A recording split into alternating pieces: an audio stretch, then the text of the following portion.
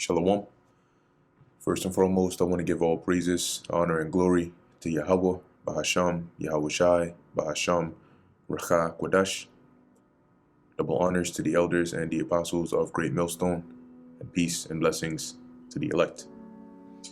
And today we're going to go into Ezekiel, the 19th chapter, which is fairly straightforward chapter. It's really dealing with a parable slash, lamentation that the Lord had Ezekiel put forth concerning Israel. And in the 18th chapter, just to do a brief recap, the Lord was letting Ezekiel know that he was going to put to cease that saying in the land of Israel concerning how the Lord was going to judge. All right, meaning that the Lord by the mouth of Ezekiel said that he would judge everybody according to their actions, so to deal fairly. But in any case, this is Ezekiel 19 verse 1. Moreover, take thou up a lamentation for the princes of Israel, and say, what is thy mother? A lioness? She lay down among lions. She nourished her whelps among young lions. Now keep in mind, this saying is supposed to be parabolic, like it's supposed to be metaphorical to represent something else. And typically in these sayings, the goal is not for every part of it to be, a one-to-one relationship with some, concept here. But the main point here is the Lord is making an overall, he's pushing an overall idea, concerning Israel. So, as it says here, moreover, take thou up a lamentation for the princes of Israel, being the princes of Israel really being, of course, the Israelites, but you have like the heads, the rulers and so on and so forth. And say, what is thy mother? A lioness. She lay down among lions. She nourished her whelps among young lions, which the mother here, this lioness, represents Israel. It says she brought up one of her whelps, and the whelp is the child, right? The cub of the lioness. And it became a young lion, and it leaned to catch the prey, or Slakia learned to catch the prey. It devoured men. So the Lord is using the analogy of lions to describe Israel. So in this case, just like a cub, grows up and it learns, because that's what if you watch, like, for example, how lions, move, the cubs eventually, when they're young, obviously the parents hunt, really the females.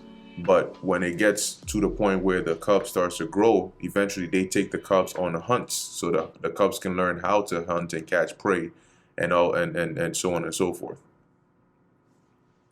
So as it says here, and it became a young lion, and it learned to catch the prey. It devoured men. Now these cubs that became young lions are really representing the kings of Israel, but in this parable, it's more so focusing on the sons of Josiah, the ones that came up after Josiah, and we're going to see why. Second. All right. So as it says here, verse 3, and she brought up one of her whelps. It became a young lion, and it learned to catch the prey. It devoured men. The nations also heard of him. He was taken in their pit, and they brought him with chains onto the land of Egypt. And basically, this was when this is dealing with Jehoahaz, because ultimately what ended up happening to him was when the Pharaoh Necho came up into the land after he had killed Josiah in battle, he ended up deposing Jehoahaz and actually taking him to Egypt. And let's get that real quick here. So like I mentioned, that's why the Lord said it's a lamentation. It's like a saying. It's a parable. That's representing something else. Let's see, 2 Kings 23. Oh, whoa. There we go. This is the book of 2 Kings, chapter 23, verse 30. And his servants carried him in a chariot dead from Megiddo. This is dealing with Josiah. and brought him to Jerusalem, and buried him in his own sepulchre. And the people of the land took Jehoahaz, the son of Josiah, and anointed him, and made him king in his father's stead. Jehoahaz was 23 years old when he began to reign, and he reigned 3 months in Jerusalem. And his mother's name was Hamutal, the daughter of Jeremiah of Libnah. And he did that which was evil in the sight of the Lord Yahweh, according to all that his fathers had done. And they pretty much all of them did that, him, Eliakim, Jehoiakim, Zedekiah, right? Verse 33, and Pharaoh Necho put him in bands in Riblah, in the land of Hamath, that he might not reign in Jerusalem, and put the land to a tribute of 100 talents of silver and a talent of gold. And Pharaoh Necho made Eliakim, the son of Josiah, king in the room of Josiah his father, and turned his name to Jehoiakim, and took Jehoahaz away, and he came to Egypt and died there. All right, so that's in that first cub that became a lion, that then got taken in the pit and brought in chains to the land of Egypt, was dealing with Jehoahaz, which I believe his name was Shalom, prior to being changed to Jehoahaz.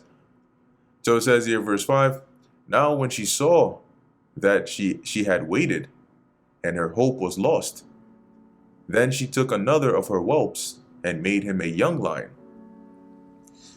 And he went up and down among the lions.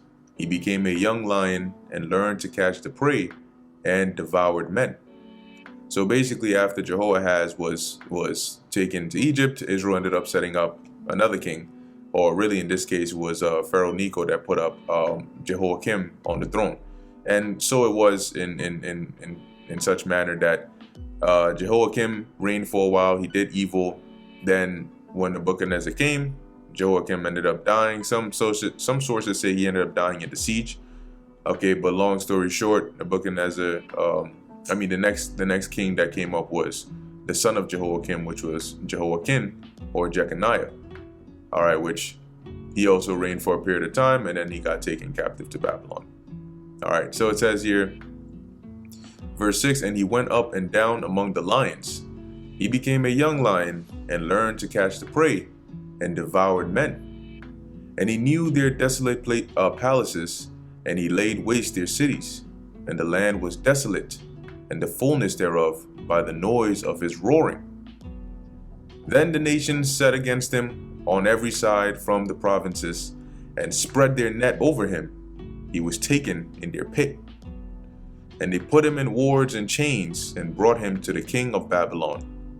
They brought him into holds, that his voice should no more be heard upon the mountains of Israel. And what ended up happening was, like I just mentioned, in this case, you could say this could represent Jehoiakim, who was taken captive to Babylon. Okay, and he was there, he was put in prison over there until later on the Lord put a spirit on another Babylonian king, I believe it was Amel Marduk, to take him out of that prison.